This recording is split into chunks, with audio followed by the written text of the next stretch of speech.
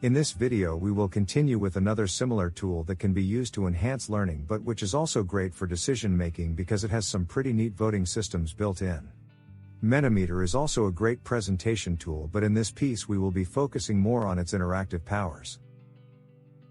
As you will probably use the tool's integration capabilities, it is good to know that it has a profanity filter that you can switch on. This really is a lifesaver, and once you start using it you won't be able to live without it. Turning on the profanity filter means that you can filter out all of those pesky words your students may try and slip into your presentation. It is also available in many languages and includes emojis. Keyboard shortcuts will really make your presentation smoother and working with Mentimeter simpler. Whilst presenting you can press K to show the list of keyboard shortcuts. A great combo with online quizzing are breakout rooms in video conference solutions like Zoom.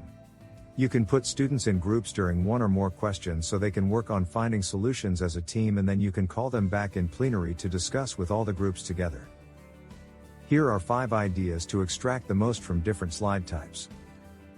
You can ask participants to describe their feelings or final thoughts in just a word or two at the end of the session, and it will create beautiful word clouds. Or you could choose a subject. It could be something educational or perhaps a completely random topic. Ask the participants what words they associate with that particular topic and get them to enter their words into the word cloud to discuss and inspire the thought process.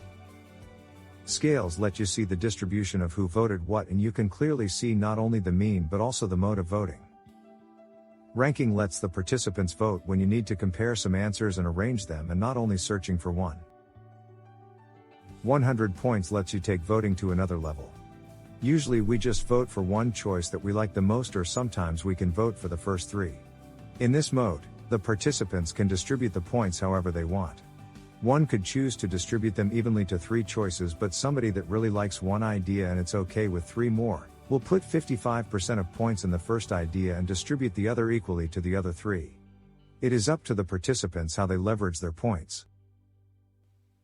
A 2x2 grid is great when you need to compare 2 factors, for example how hard the session was to understand and how interesting it was. Or how much effort people think would need to be put into a solution to be successful, versus how much impact would it have. Mentimeter has some great ideas on how to use their app for different types of activities and different kinds of groups. Check it out in the description below. I hope this video helped you with what you do or inspired you to try something different. If you know of someone that something in these videos would make their job easier, share the video with them. And if you have some solutions you find useful that could help others, please share them with the community in the comments so we all can benefit from each other's experiences.